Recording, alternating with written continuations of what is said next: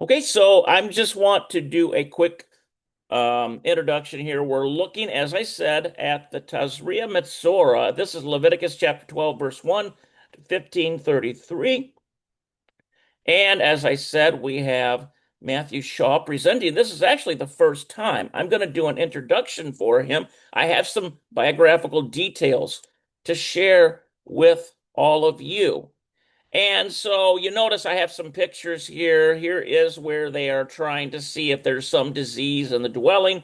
And here is there's a part here that deals with women as well and a cleansing process. And I'm sure Matthew will go over that. But let's look at the biographical details. So today we have Matthew Shaw joining us. Now, Matthew Shaw has an organization, and the organization is Ab HaOel. And so it's Father of Tents, Aholai Avotenu, Tents of Our Fathers. And it's an organization, really a movement, which is working to restore a culture of the patriarch Abraham's tent of hospitality. Interesting. So here's some things about him. He was raised in various Christian churches. His mother told him that they were actually Jewish when he was 18, and he went through a 3-year intensive discipleship and leadership training school. And he began to grapple with what that meant for quite a number of years, and having lived in Israel for about a year and a half. That's an interesting little fact, isn't it? I came to the conclusion that I needed to keep the Torah in 2010. I've been striving to do that ever since, and I've been a Torah teacher off and on since around 2011 in several fellowships. During 2010s, I studied biblical Hebrew, biblical archaeology, and biblical studies at the University of South Africa. This brother's been around, hasn't he?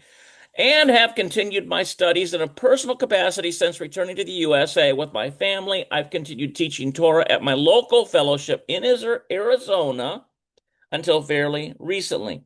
Within the last year, I began to do a deep dive into the hospitality customs of the Bedouin, how they relate to the narratives of Abraham, Lot, etc. in Scripture, and began to see a cultural concept that is, in my very strong opinion, foundational to the good news of our Messiah, Yeshua. This led me to found Aholai Avotenu to restore this cultural pillar to our people. My life is given to the service of the Almighty, His Messiah, and the restoration of our people in righteousness and blessing. And he bids shalom. And so we have him here today with us. And Awesome. I'm glad to hear. I wasn't entirely sure. I've had difficulty setting up this particular camera in times past. First of all, thank you for having me. I love talking about his word. I love talking about his ways. And some of you know me from the forums, and some of you we've been in various chats and discussions over the time, over the last few years. And I don't know all of you, and I don't know exactly how long you guys have been in this walk. So, what I prepared to talk about today might be old hat for some of you. And I appreciate your graciousness. I'm sure some of you have studied a lot of these things out years and years ago. But as I don't know the level of everybody here, I want to make sure that what we talk about is on a level that just about anybody can understand. And that's been my approach to Torah teaching for a very long time. So I appreciate it. And yeah, let's get into it. I see that there's an active chat going. So if I am talking about things that anybody needs further clarification on, please just put a note in the chat, or wave at me, or whatever whatever you guys want to do to get my attention. But yeah.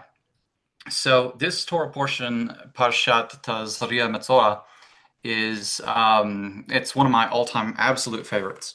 And when we get into this one, for me, it's one of the ones where I most clearly see the um, the need for a Messiah, right? The proverbial um, agent that is necessary for the Torah to function properly, right? So, does anybody here know what Metzora is? Does anyone know what Sa'arat is? Anybody not familiar with these terms? Because as we go through these things, that's I'm just going to be using them. Um, so if you want to put a note out there for explanation, let me know. But in English, the leper, the Metzora, and leprosy, Sa'arat, that's often how it's translated, and that is because of an early Greek translation. But as we look at the actual conditions that are listed, not all of them are skin diseases. Some are leprosy of your garments. Some are leprosy in the stones in your house. And so the question is, what is this thing if it's not the Hansen's disease that we know as leprosy? And the rabbis have long ago made a connection between the tza'arat, the metzora, and the a notion of lashon hara, evil speech, right? Um, and yeah, I love getting into Q&A. So if anybody has any thoughts on that, is anybody familiar with that connection? Anyone at all? Just curious. I think I have heard something along those lines, but also now this is just I have heard some things relative to these some of these issues of disease and infection can be correlated to spiritual kinds of diseases among his people as well. I've seen teachings like that. Has that something you've come across as well? Oh, absolutely. So the rabbis have made a connection between the phonetics of the Metzora, the leper, the one who has this condition, and the Motzi Shemra, right? The one who goes about slandering others. So there is a kind of notional connection between these two. Like if you are a leper, if you've got this condition on you, this Sa'arat, where do you end up, right? You end up outside the camp.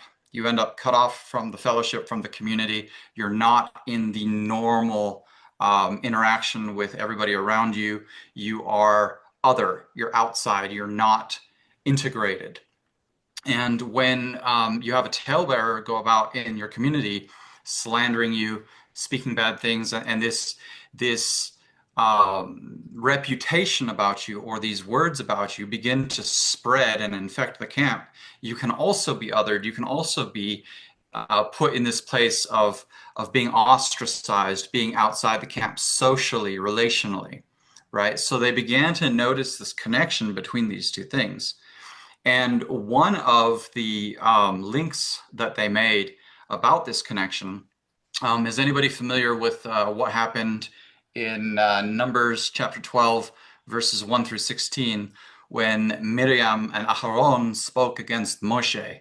Anybody remember those circumstances? Yeah, I remember that. She got in big trouble for that and was given a um, leprosy. Leprosy, exactly right. Yes. Right, right. So you Lashon have Hara. precisely. You have Moshe. He takes this woman to be his woman, and it says that she, depending on your translation, an Ethiopian or a Cushite. And there have been many people speculating as to the reason why Miriam and Aharon were speaking against him. People have commented, well, if she's from Ethiopia, maybe she's darker skinned, and that's why the Almighty gave Miriam the penalty of turning her all white, just to show that it wasn't somehow this better thing. That's one perspective. Another perspective is, well, they were the first biblical documented religious people to be upset that he took a second wife. You have the fact that he had already married this daughter of the priest of Midian, right, Zipporah. And some people say that, oh, well, um, uh, Midian is nationality and Ethiopian is ethnicity, and they go through all these kind of things.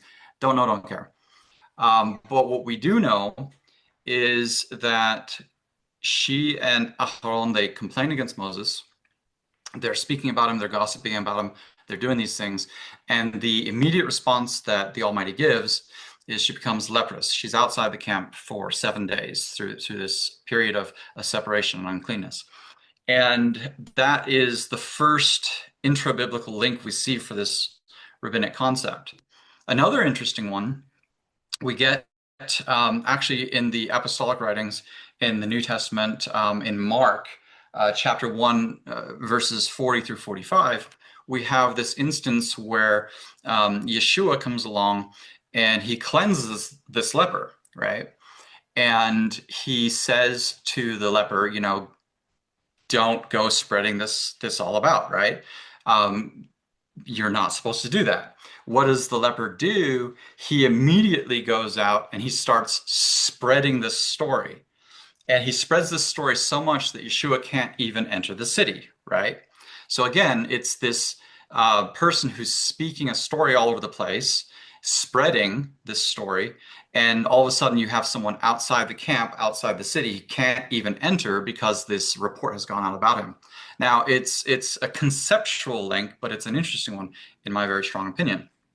So you have this issue of what the Metzora is, what this Ta'arat is, what is this condition that comes upon you, and is it linked to being someone who spreads reports that you're not supposed to spread? Is it linked to gossip? Is it linked to slander? Is it linked to spreading a bad report, speaking evil about others, right?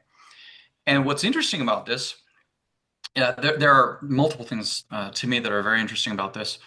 The one being, if we look at the stones of a house, right? When we're looking at the stones of a house, there's some fascinating stuff. When the priest is going to come out and he's going to inspect this house, first they remove all the furniture and everything that's in the house outside of the house, so that when he witnesses the tza'arat, he doesn't have to declare everything unclean, just the house itself, right? All the stuff, if it were inside the house, would be declared unclean. But since it's outside when it was witnessed, it's not actually unclean. I think that's fascinating, but that's its own rabbit trail. Does anybody know what happens to the stones and to the things that are in the house that are infected? Yeah, so they scrape the plaster, they remove the stones, they pull everything out, and they take it to an unclean place, right? And then if they see that the infection is stopped by this whole procedure, then new stones can be added in and you repair the house and restore everything. If not, then the whole house is infected and you got to tear out the whole house. It's a complete loss. What's really interesting to me about this is when I think about the concept of tza'arat and the concept of the Metzora and stones of a house, I have seen in my time in this movement and in the movements of our people generally, that there are sometimes people who go from community to community to community who that community, the leadership was bad, the worship was bad, they weren't feeding me, they weren't telling me things, they weren't talking about stuff, and so they leave here. Then they go to a new community and they're there for a little while, and then they start griping about the same things, have the same complaints, have the same issues, everything's bad, nothing's good enough, what have you. So they leave that community. And from community to community to community, the pattern repeats itself. You have these people that nowhere's ever good enough, nowhere's ever righteous enough. The leadership is bad. They are wolves in sheep's clothing, whatever the case may be. Now, sometimes, yeah, there are some pretty messed up communities out there, some cult-like crazy people, and we don't need to be involved in those organizations. But sometimes when you have a like repeat pattern with someone, if we are stones that are being built up as part of his house, but you're a stone that keeps being removed from house to house to house to house, perhaps you should consider, is it the house that's infected and corrupt, or is it you, the stone, that's infected and corrupt? If you're going from place to place and you're not actually contributing, but you're gossiping and you're bringing this bad report and you're doing these things, which is it? because it might be the one, but it might actually be the other. And when we consider ourselves as the camp of Israel, the community of Kol Israel, there are very few and very specific serious matters for which you are supposed to break fellowship, right? If you know someone who is named a believer, but they're engaged in sexual immorality, like sleeping with the father's wife or what have you, you're supposed to put these people properly outside the camp, right? I didn't like their worship music. It wasn't really my style. That's not on that level, right? It's not tantamount to cutting people off from the assembly and not being willing to have fellowship with them. And I find that oftentimes people can rightly point out sin and rightly say, hey, that's not okay. But sometimes they go a little bit too far and they start creating that separation. And it's like, we can't have fellowship with those people over there. They need to be outside of our fellowship, or we need to be outside of theirs.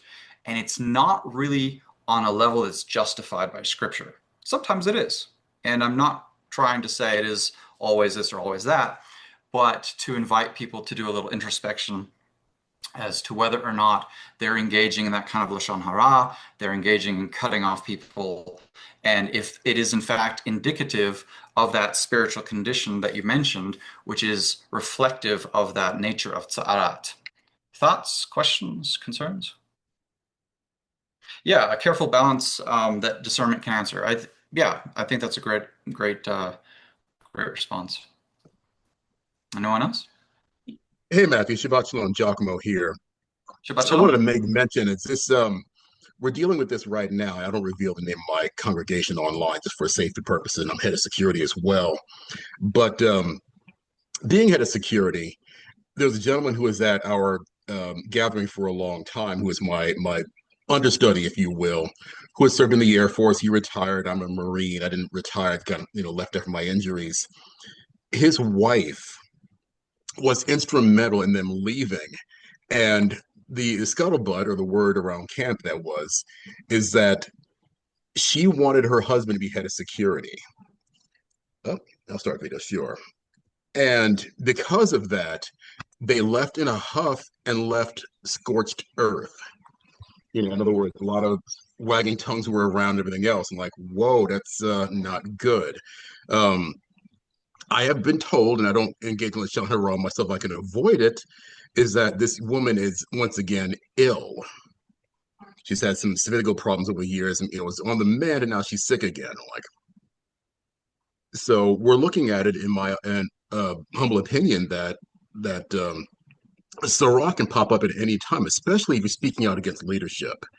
And I've got my issues with leadership here as well, where I go, but I'm like, no, if there's anything that needs to be talked about, I will pull the overseer aside and say, hey, we're wandering off the pathway of proper Torah keeping here. I don't want to get Sarai. I don't think I look too good with Sarai. I don't think any of us do. No, fair Yeah. enough. No, I appreciate that. That's these things happen. I remember once somebody made a very interesting connection, and I'm not going to name names for the same reason, but you might know the story. They were a very famous celebrity couple, and the wife the wife had been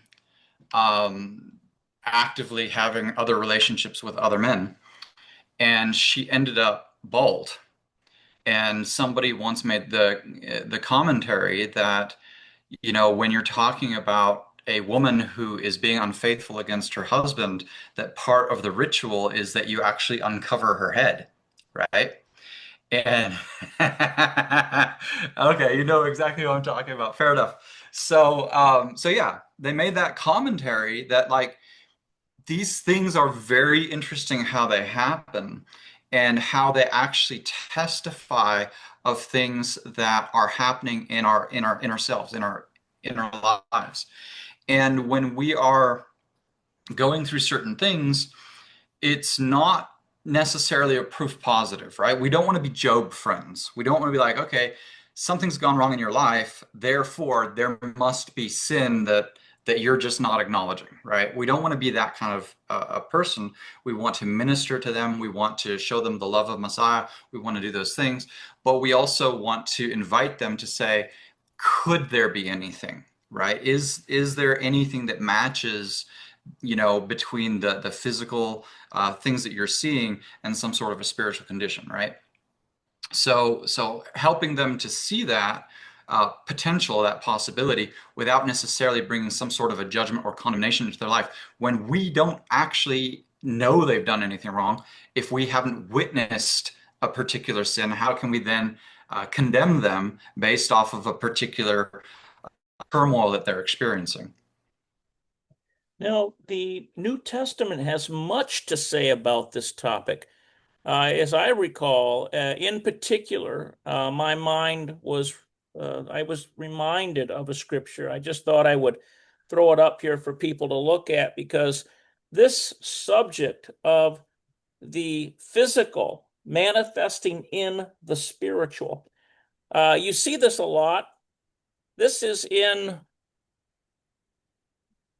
John, 3 John 1:10. And so you go here, and I think we get down to about 9. I've written to the church, but Diotrephes, who likes to put himself first, does not acknowledge our authority. So if I come, I will bring up what he is doing, talking wicked nonsense about us. Interesting. Now, could we say that this is greatly done against those who believe the patriarchal principles and teach them and even live the principles, those who may have more than one wife? You see this really, you see the kind of pressure happening. And so apparently there was this individual, Diotrephes, talking wicked nonsense against us, and not content with that, he refuses to welcome the brothers and also stops those who want and puts them out of the assembly.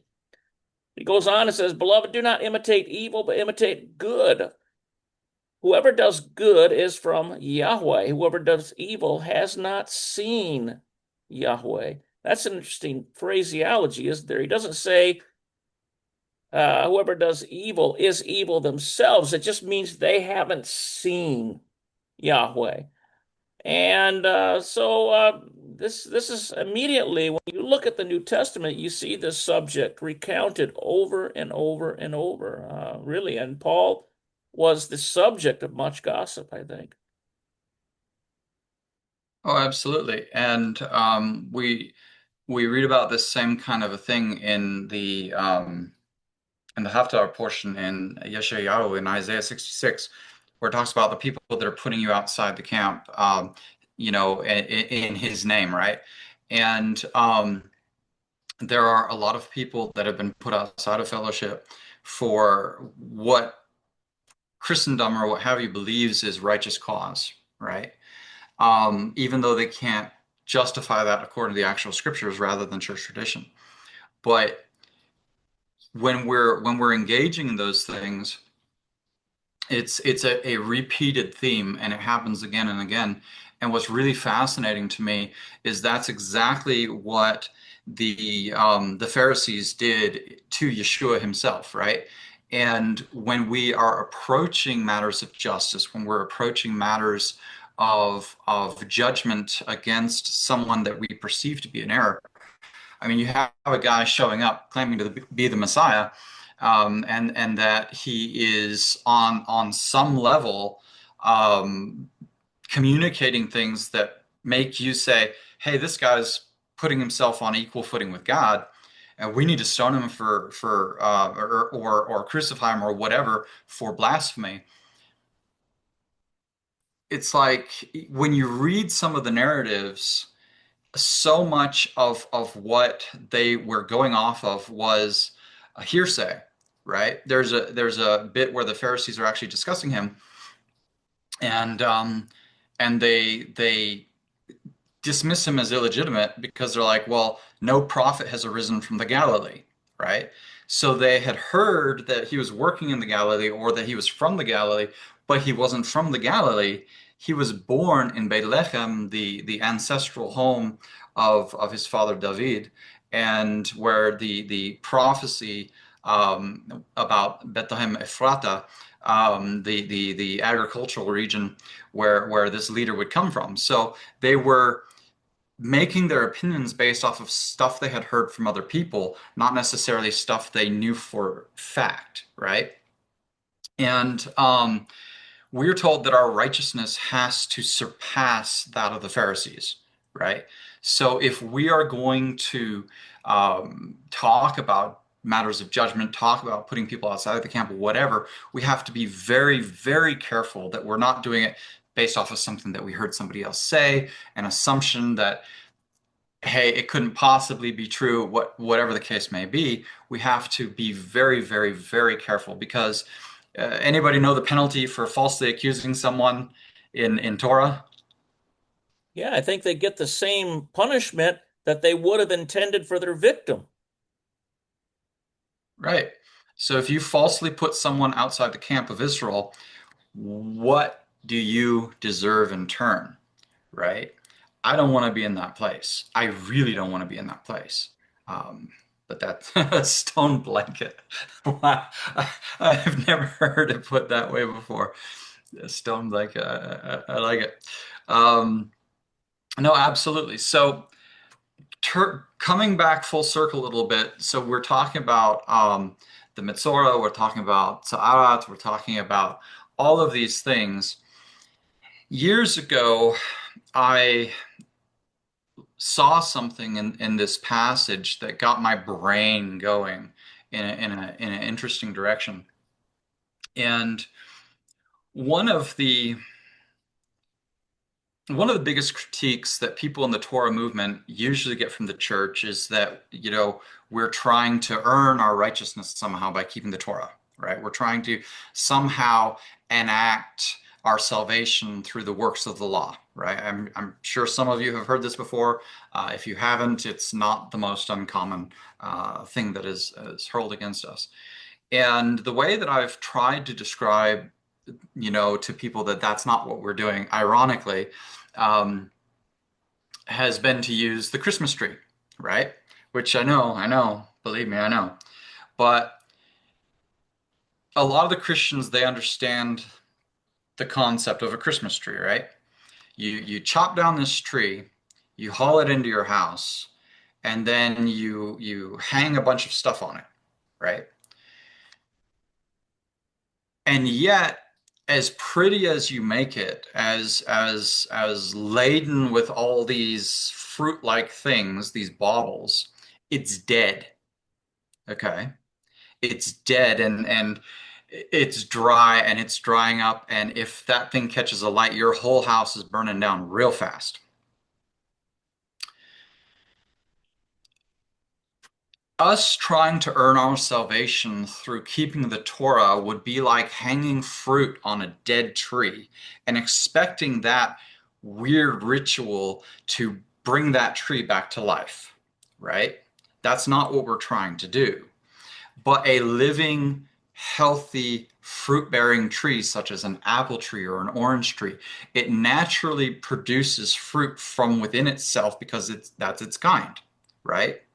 So I could tie up a whole bunch of fruits all over a dead tree, and I'm just going to see that tree brown and turn into tinder and all of those kinds of things, and become a wonderful bit of kindling for my next fire. That's not going to do anything. But if something causes life in that tree and that tree naturally begins to produce fruit, that is an entirely different matter. They might look the same at first, but they're two completely different things. And what we're talking about as believers is if I'm a believer, well, let me stop there and reverse a little bit. Not going around murdering people and forcing myself on people romantically doesn't make me saved, right? It doesn't make me a believer, doesn't make me a disciple of Yeshua. However, if I'm a disciple of Yeshua, I don't go around murdering people and forcing myself on them romantically, right? This is not what a living disciple does. And there are other metaphors that I've used over time to try and convey this concept to to Christians, to believers. One of them being, like, let's say you're looking at the temple and you have this cup that is used for the libation offerings, right? You fill it full of the libation, you pour it out on the drink offering, set up, and that's all wonderful. That's perfect. That's what it was made for. It is a vessel set aside for a holy purpose. But one day, some savage gets a hold of this thing and thinks it would be funny or snarky or whatever the case may be, and dumps it into a vat of pig feces, right? It would be a mistake to presume that the vessel can be cleaned by setting it about its holy purpose, right? You pick it up, you fill it full of wine, you take it right into the holy place and do the things. That's not going to cleanse the cup. All that's going to do is defile everything that the cup is involved in, right? What you actually need is an external agent to first cleanse and rededicate and re-sanctify the cup so that it can resume its rightful service in the house of God. If I am that vessel and I have been previously defiled, no righteous act is going to somehow sanctify me so that I am now holy unto the Lord. I need an external agent who is going to sanctify me so that I can resume my appropriate service in the house of God, right? So this is what I see in Leviticus 14. Quick, and I'll warn you ahead of time. Trick question: is the Torah perfect? Yeah, I mean, it actually says in the Psalms that his word is perfect. It's inspired. It's divinely appointed. You know, Right? Any counterclaims to this idea?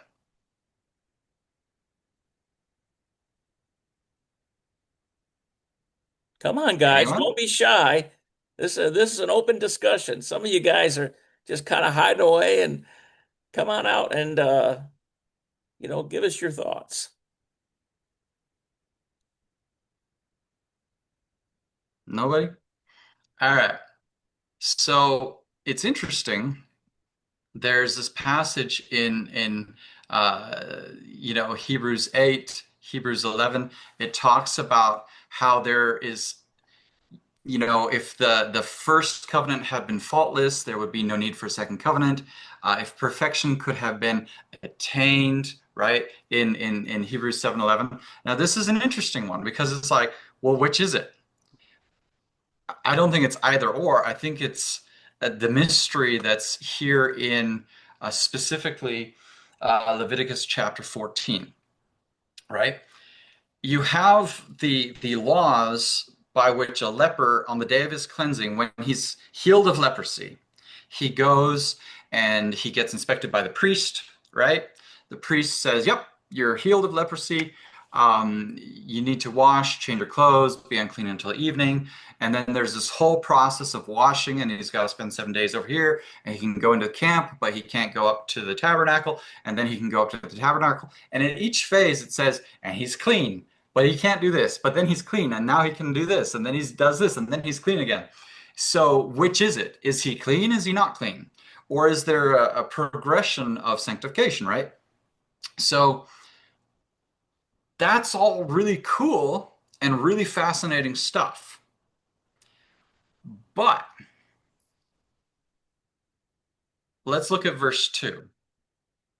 This shall be the law of the leper in the day of his cleansing. That's cool. The law happens after the leper's made well of his leprosy. The law doesn't actually heal the leper of his leprosy, right? It doesn't actually start until his leprosy is healed.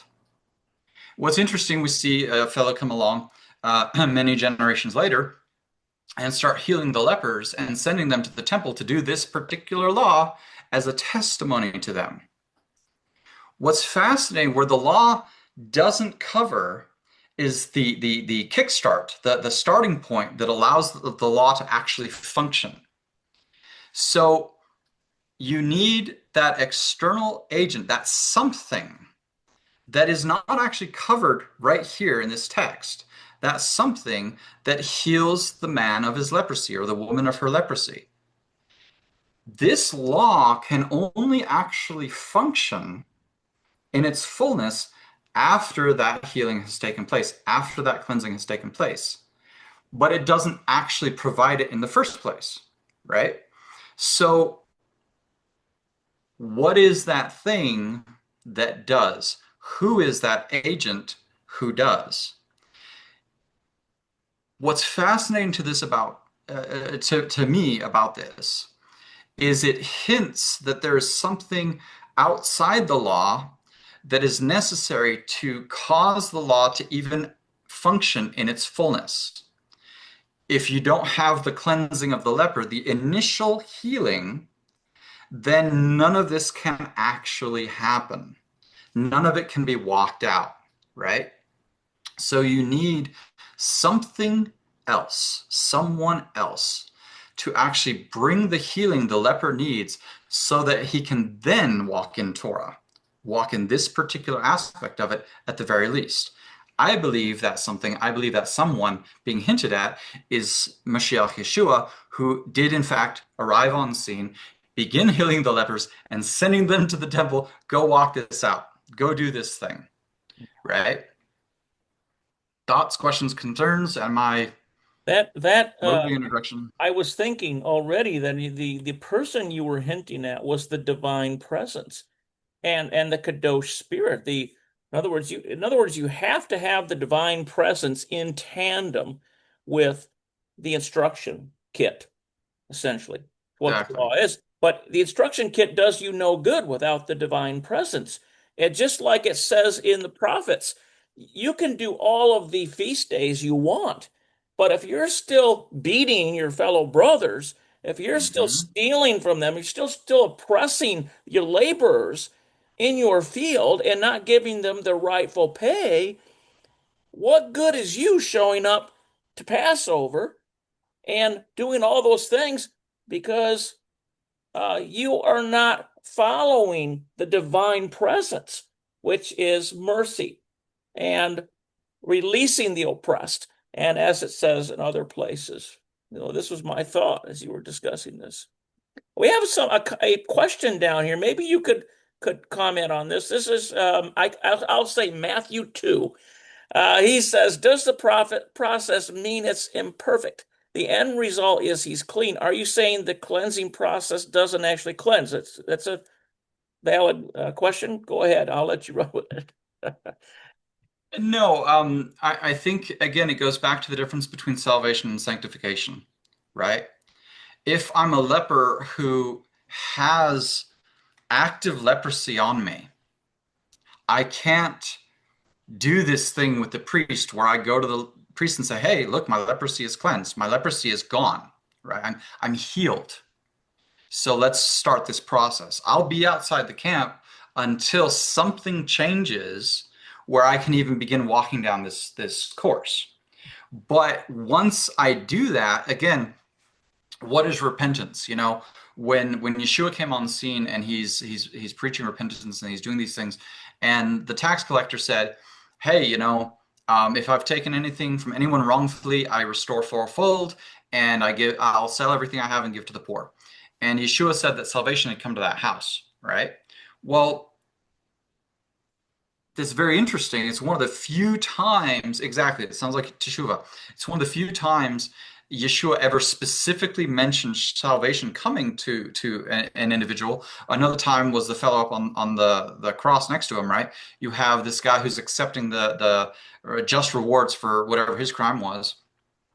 And when part of teshuvah is walking out what the Torah says you're supposed to do, right? So if you're accepting the message of Yeshua to repent, to turn back, to do the things, what are you turning back to? You're turning back to what the Torah says. So when you're walking those things out, you're actually living that fruit. That fruit is coming out of you naturally because you have fundamentally changed on the inside, right? So the healing comes from Messiah, the presence of God, the Spirit of God, that life-giving spark, if you will. But then thereafter, we're supposed to go and do the things that he told us to do.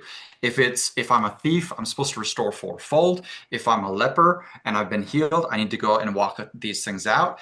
If what have you, if I'm sentenced to death because I murdered 10 people, then and I'm sitting there and I'm facing that firing squad or whatever the case may be, that stone blanket, then I can say to the people, this is the righteous, response to my sin before God.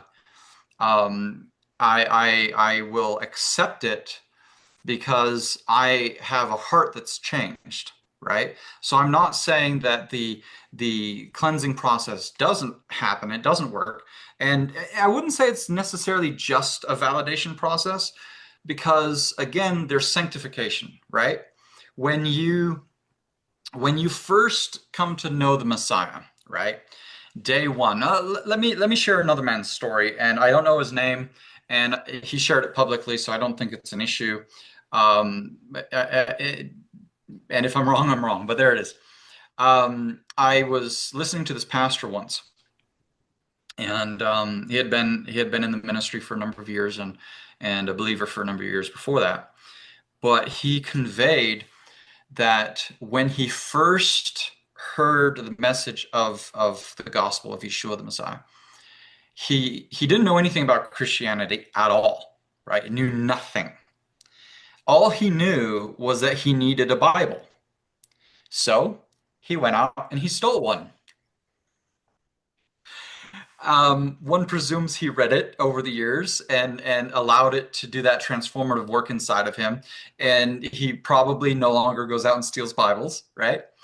But when we first come to know the Almighty and we first are starting down that path, we might be that kind of person outside the camp, not even a part of Israel. We don't know what Israel's about. We don't know the laws. We don't know the customs. So we're on the outside out there. And something happens to us where it's like, hey, go show yourself to the priest, start interacting with that camp. So then you're coming into the camp. Then after that, it's like, okay, now approach closer to God. Okay. And you're taking time and you're doing these things a step at a time, but nobody's going to take you right off the street and put you into that position of, hey, lead our people into the promised land. It's just not going to happen because we need those steps of change and progress, if that makes sense. Oh, the reparations for the theft. Are you talking about the tax collector? I think he's mentioning with regard to the story that you just shared, the Oh, the fellow who stole the Bible. Now, my initial thought was if I was the guy that got stolen from and it was a Bible, my thought would be, oh yeah, help that man at least read it. right, right. No, I fair would, enough. if I knew that he was reading it, I probably wouldn't sting too bad, about the. No, exactly. That's an interesting thing there. Yeah, it is. It's still a financial loss. So, what are your thoughts on that? Well, I don't know. I don't remember. I heard this story years and years and years ago. Obviously, when these laws first came to light, as far as I was concerned, there were people that I had to go to and say, "Hey, you know what? I kind of need to restore fourfold to you." Or I kind of need to deal with this in this way. I need to actually address this matter. And when things come to mind that I did years ago, every now and then it still happens where I'm like, oh, like there was a time when I was a teenager that I found this theater. It was one of these discount theaters, probably a buck or whatever, a matinee cinema back in the day. I'm nothing costs that little anymore. But I remember nobody was paying attention at this place. It was a very depressed environment, very like, everybody's there is on minimum wage and just staring, off at the popcorn maker, questioning their life choices. And so I would sneak in and I would just hop from theater to theater and watch movies, right? And I didn't do this like a lot, but I did it a couple of times. And years later, after I came, right and well, more right, and began reading about these things in the Torah, I actually drove across town back to this theater and I said, "Look, I did this when I was a teenager, and yeah, I'm here to restore." And so I tried to give them what I thought was probably more than four times what I had taken at the time, and they just looked at me like I was a lunatic. They're like, "We don't want your money, man." I'm like, "No, but this is important for me." They're like, "No," and they just wouldn't accept it. But I made the effort, right? I actually tried to walk those things out. Mhm. And okay, what if that theater no longer existed? What would you do? Fair question. Mhm. Um, so there was another instance where, um, great, and now I'm confessing all my sins live. Not all of them. Anyway, but it's my personal story. So I had my grandmother had given me her card to to buy gas, right? And and while I was buying the gas with the card, I also got some snacks, right? Some a soda, some beef jerky, whatever the case may be. And in the intervening time between when I had done that thing and when I had come around, she had died, right? So I could no longer approach her and say, "Hey, here's recompense for the thing that I did."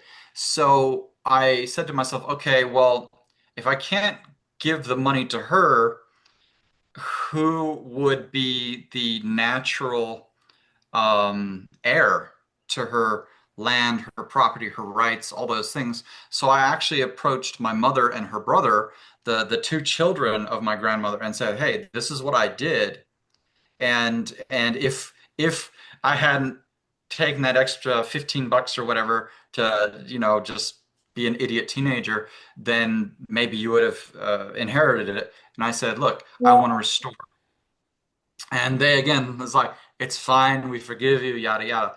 But so for me, what I did, my approach was, okay, does this person have a child? Does this person have a parent company, that theater, right? Did they have a parent company or somebody related to it, so that I can restore the thing to the next person in their line or in their inheritance, or whatever it is. That was my approach. Now, I know other people have taken other approaches, but that's what I personally did, if that makes sense. Yeah, that clarifies. I Mhm. think it does that you did all that you knew to do. Right. And at the end of the day, if an individual has done all that they know to do, then uh, ultimately it's in Yah's hands and the grace applies. This is how I look at the situation, you know. And Mhm. oftentimes here is what can happen, and you sort of hinted at it. Sometimes when you attempt to make a reparation of sorts, they may say, "That's all right. That's all right. I appreciate you." From one, it's going to touch their heart. It can be a Right. situation where the heart is really touched because someone is actually coming to them and admitting something that they shouldn't have done. And they might say, "I forgive you. I forgive." And at that point, you are clear because you've received the forgiveness of the offended one. And therefore, I think the Father uh, honors that. But it's good. It's a good thing to think about because you're right, and it can also release. You might feel a a weight coming off of you. Mhm. It's good for your soul. It's good for their soul, and our Heavenly Father is happy. Something's been restored. Yeah, we've got Joseph. Go ahead, brother. Thank you. Thank you for the teaching. What come to my thoughts, and that is when Jacob, Israel, he took Esau's birthright and then both his blessing. And then when he's coming back, he makes this offering to Esau. I don't remember the count, but it was like in the high, at least 400 of certain animals. And I think he made an offering to Esau. Does that kind of fit into what you're talking about too? Absolutely, I think it does. I think it's showing that same heart because, when you transgress against someone, when you violate against someone, you're like, "Hey, I'm sorry, please forgive me." It's like, okay, but then you do it again, and it's like, is there any real change? And at what point do they stop trusting you and those kind of things? And it creates that difficulty. But when like, if you've only stolen one goat, right? Maybe you were desperate, maybe you were hungry, maybe whatever, whatever. I'm not getting into the reasons to steal a goat. I have two, and I don't want anybody coming for mine. But when when you steal a goat and then you turn around and you're restoring four goats, that's a big deal, right? It's not a simply, hey man, you know what? I know I stole your goat. It was delicious, by the way, but 6 months have passed. Can we really hit the reset button on our relationship, right? That hits very differently than when you show up and you say, you know what, I'm not that man who took that from you. And to show that, I am going to give you four goats in return, right? When Jacob goes out to meet with Esau, his brother, he's coming with 400 armed men, right, to meet him. And of course, this is a terrifying idea, 400 dudes, that's a lot of dudes, and it's like, okay, I would have a hard time dealing with that if somebody shows up at my house. And and so he starts sending over these droves of gift, right? He's sending camels, he's sending sheep, and all these things, just drove after drove after drove, as that present, right? Jacob, when he left, his brother was fostering this hatred towards him because he stole the birthright. It was a deal, but and he stole the blessing, right? And so it's like, what the heck? This guy who keeps taking from me. But somebody else came back, and that was the guy who's giving all this stuff. So when we're trying to show people that we're not that guy anymore, we're somebody else now. I'm not the guy who steals goats from you. I'm the guy who wants to have good relationship with you. And to show that I'm not that guy, here are those four goats, right? It's not just about punitive damages. If everything in the Torah were about punitive damages, right, then that's not so much different than um, selling indulgences like the Catholic Church used to do. Well, if you want to commit X sin, this is the price, right? No, that's not the heart of the Almighty. We don't bribe him for our actions, and we're not. That's not the heart and spirit behind the Torah. So doing that extra, that over and above, should indicate to the other person, especially if nobody forced you to do it, right? You didn't have to get dragged before a judge, dragged before a magistrate and say, hey, you know what? You did this thing. Now you need to go give four goats back to the guy. If you show up of your own volition and say, hey, man, you remember when your goat went missing 6 months ago and you couldn't find out where it went and what happened? It's like, yeah, my family was starving. I'm sorry. I stole the thing. I killed it. We ate it. I know it was a disaster for you and you guys. That was really my bad, my problem, my issue. I am so sorry. Here. And then you restore it, and you're doing this willingly rather than somebody forcing you to. I think the likelihood of having that restored relationship is that much greater. Yeah. Go ahead, Yosef. Even Matthew in the chat is saying, where's Rebecca fall into this? Because I think that there was an interaction, very powerful with God Yahweh, and I think that Rebecca's got a strong. I don't know if you'd say standing or argument, but if God Yahweh told her that the younger is going to be the greater of the two, whether or not that incorporates into her actions, and she even told Jacob and says, if there's a curse here, it's going to fall on me. I mean, whether we would even talk about that a little bit of whether or not there is a leading by God the Father, and that incorporates in. Um, there's some other examples. Maybe even Matthew on the chat has something to say about what his thoughts were too. Thank you. Mhm. Yeah, Yeah, Matthew, you want to flesh that out a little bit?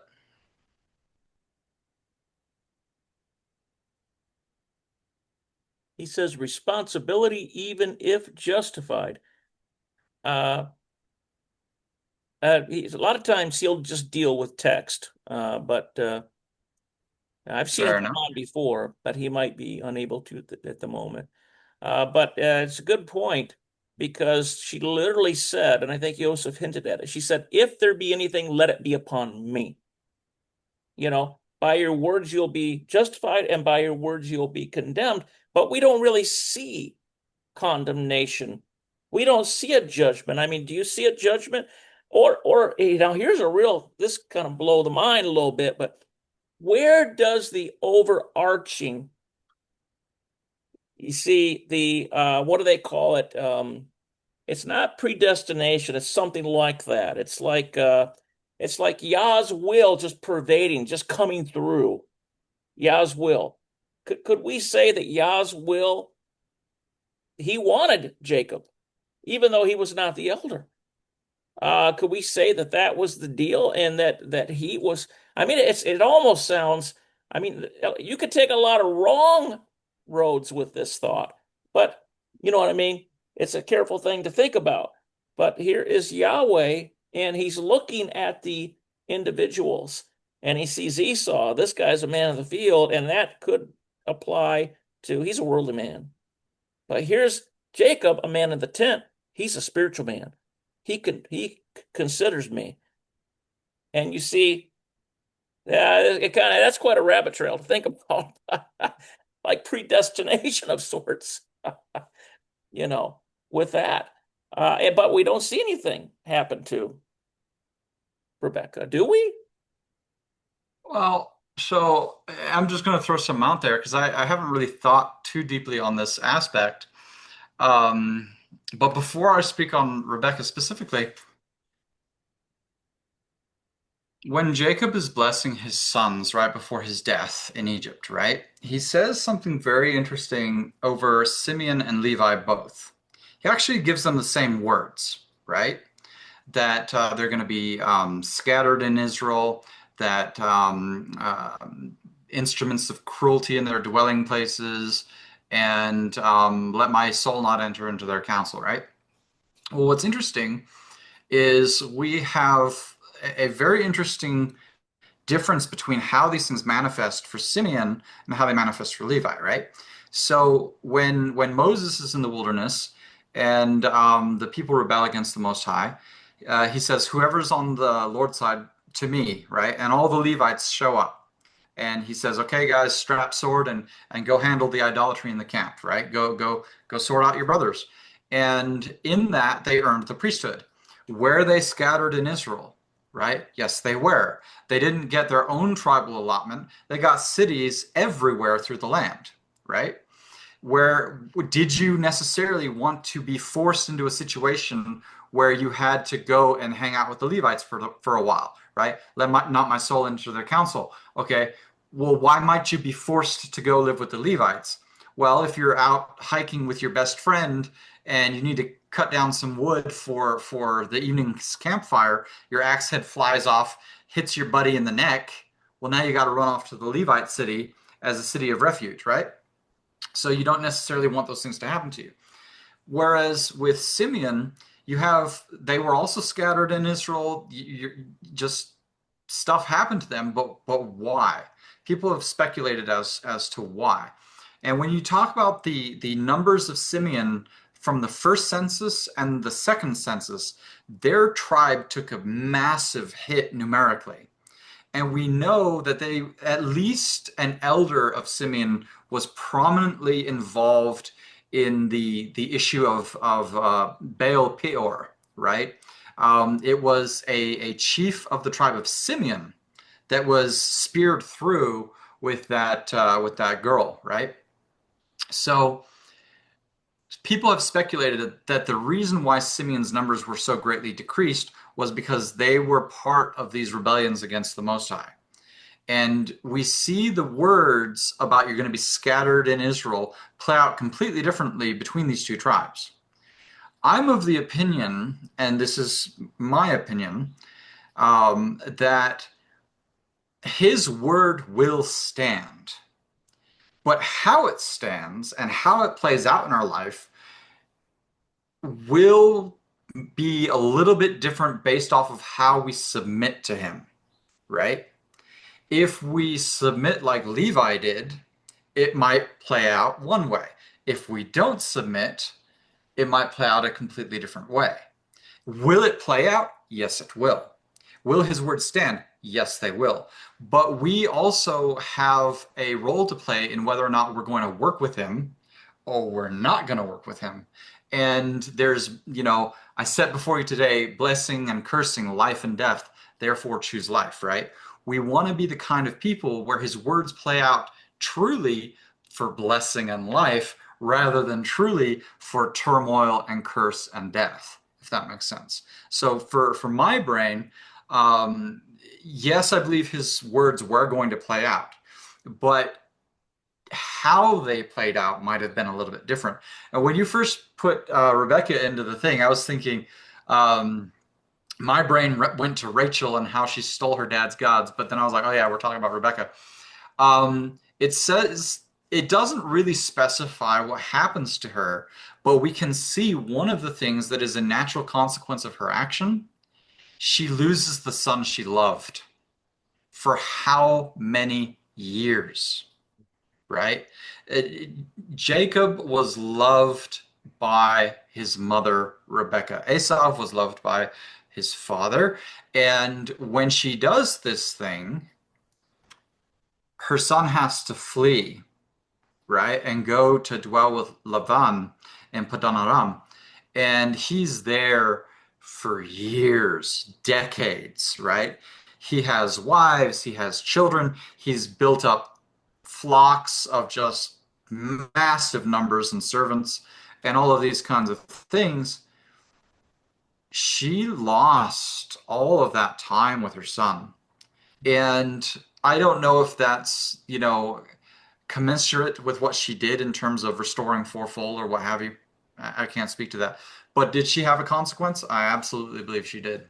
Okay, that's an interesting thing because I can see that now. Yeah, and wasn't there estrangement between her and Esau? And Esau went off and in order to vex, he married two total pagan women.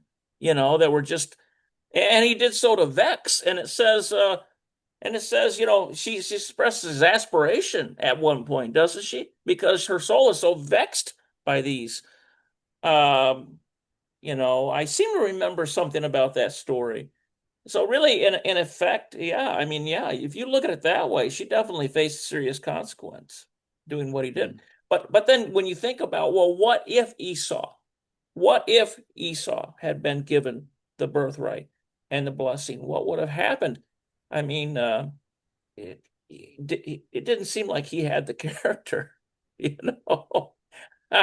So that's where it is a constant tension because you're thinking, well, where is the overarching presence of Yah working his will in a situation? But that's an interesting thing too about our personal life that it kind of reminds me of that.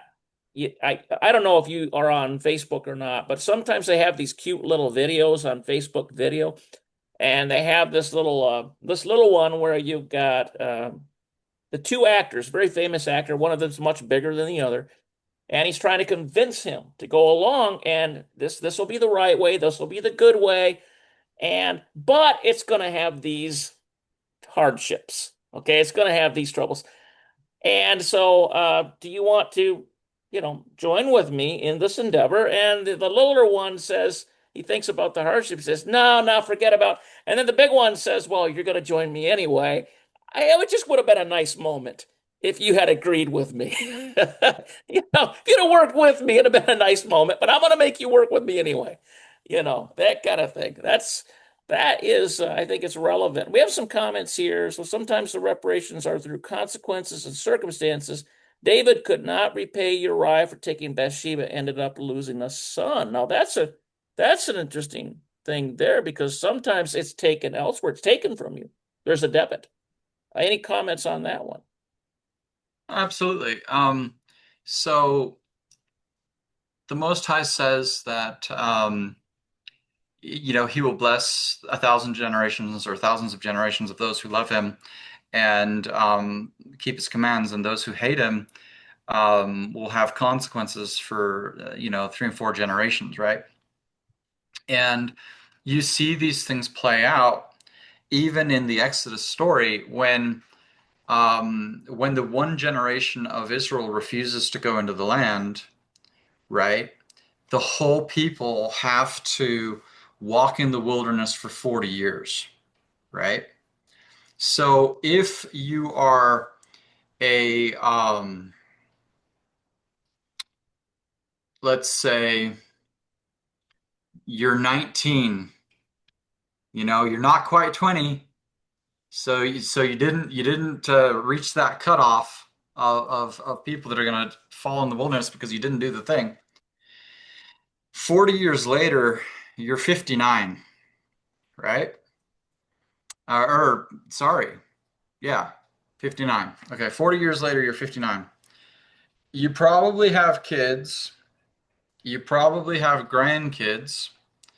And in some instances, you might even have great grandkids, depending on how young you started, right? All of which are, meandering through the wilderness because of something that somebody else did. Okay. So you're 19, your kids are going to be wandering through the wilderness.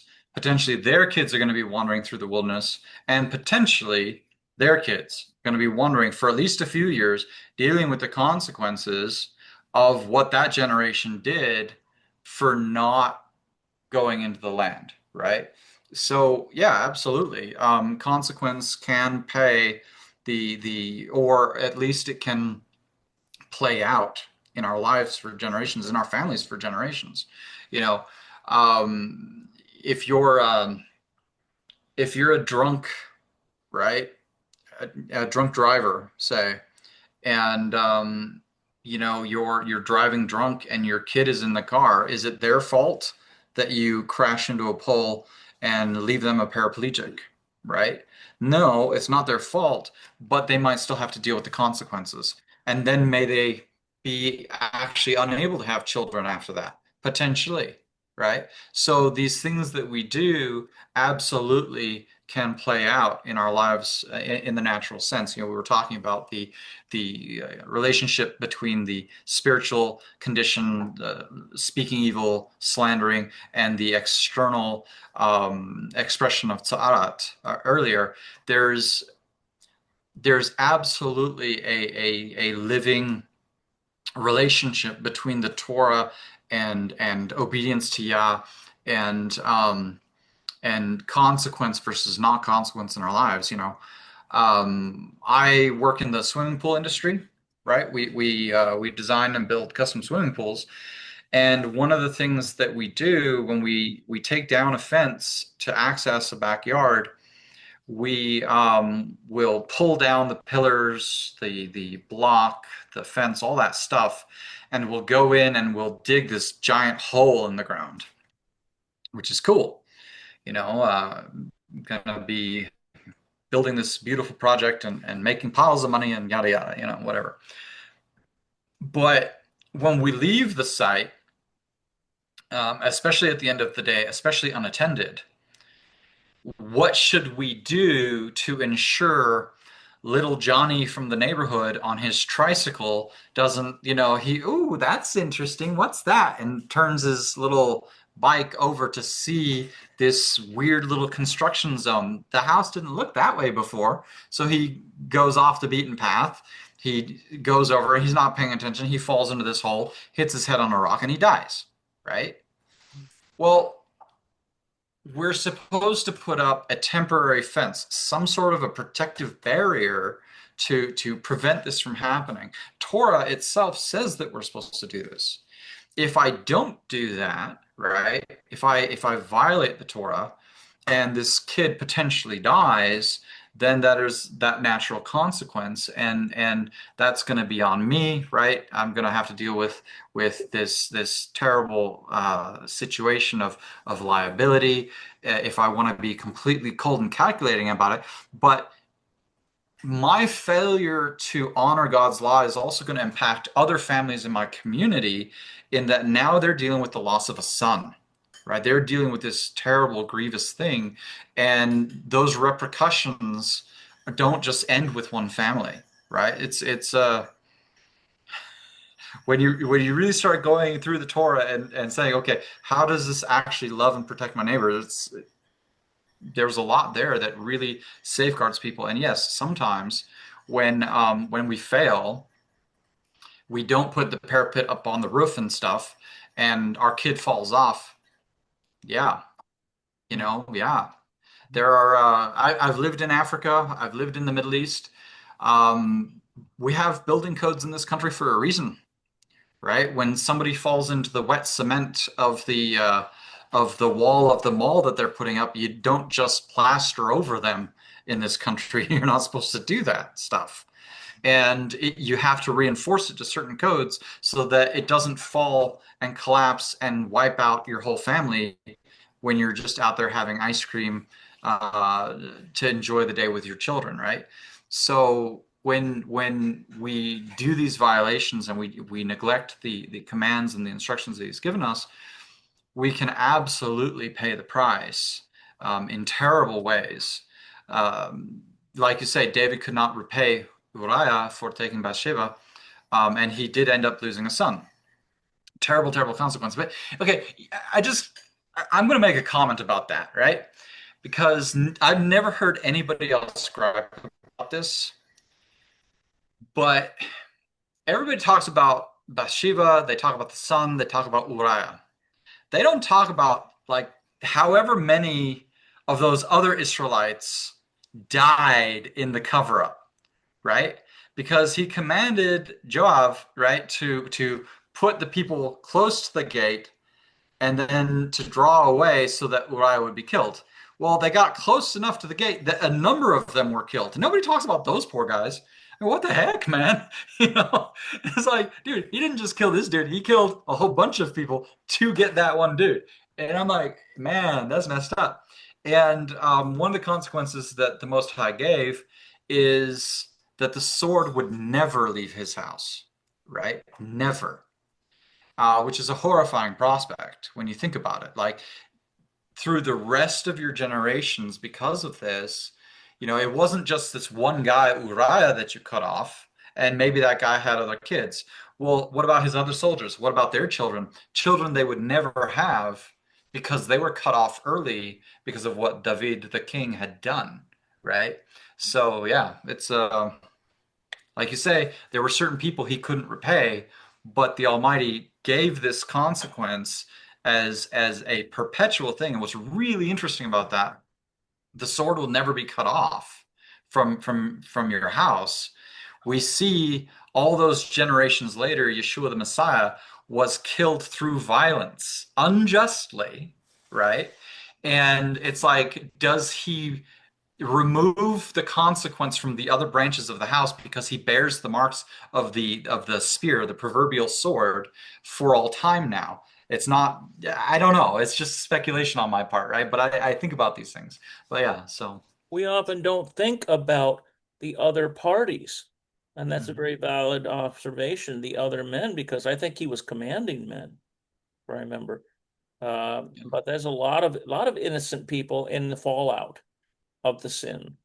And we could say so individually, those when we were walking in darkness, but now that we're in the light, we might think back on, well, there's further reaching consequences that we might have even thought of.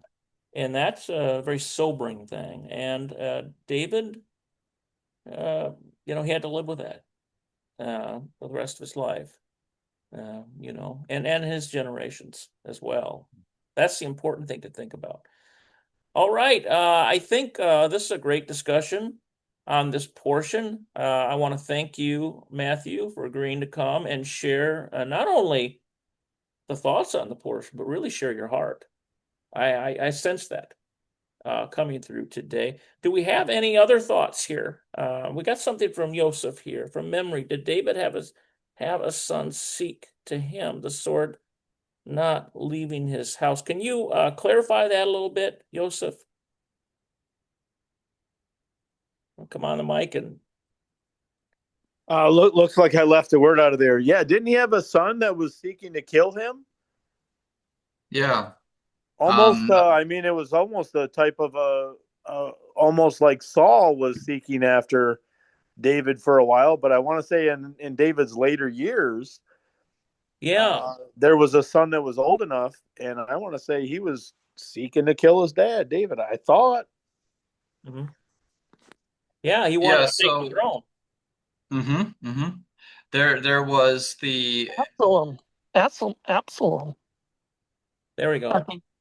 Yeah, Absalom. right. The Amnon and Tamar event, right?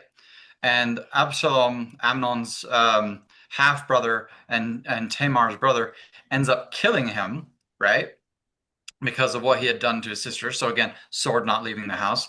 And then he tries to take the kingdom and all of those kinds of things. And David and his men ended up on the run for a while. Yeah, absolutely. It was drama. And yeah. Mhm. All right. Okay, guys. I think we're coming to the end of our time. Okay, guys. So this is our benediction. We sing the song of peace, and the song is called Shalom, my friends. And people that have been here for quite a while, they know the song. But this will be a good introduction for those who haven't. And it goes like this: Shalom to you now, Shalom, my friends. May Yahweh's mercies bless you well, my friends, in all your living and through your loving. Yahweh be your shalom, shalom, shalom. Yahweh be your shalom. And now, as we go throughout the week, let's remember the lessons that we've learned here today. And ultimately, grace does prevail when we have a humble heart and a repentant heart, but also let us do what we can to heal the world around us, especially within our family and our friends outside and beyond. And the final blessing. Yivarekeka Yahweh vayishmareka. Yahel Yahweh ponavaleka vikuneka. Yisa Yahweh ponavaleka viyasem leka shalom. Yahweh bless you and keep you. Yahweh make his face shine upon you and be gracious to you. Yahweh lift up his countenance upon you and give you peace. In the name of Yeshua Messiah, Prince of Peace. Amen. And finally, remember that there's a lot of negative things that we see in the world, a lot of sinful situations. And sometimes we can become disheartened, can't we? Sometimes the giants appear too great. But remember the words that Moses gave to Joshua when he was tasked with going into the promised land and conquering. We also can, through Messiah, conquer and overcome the obstacles in our life. And we say this together: Hazak, Hazak, Banit, Hazek, be strong, and may we be strengthened.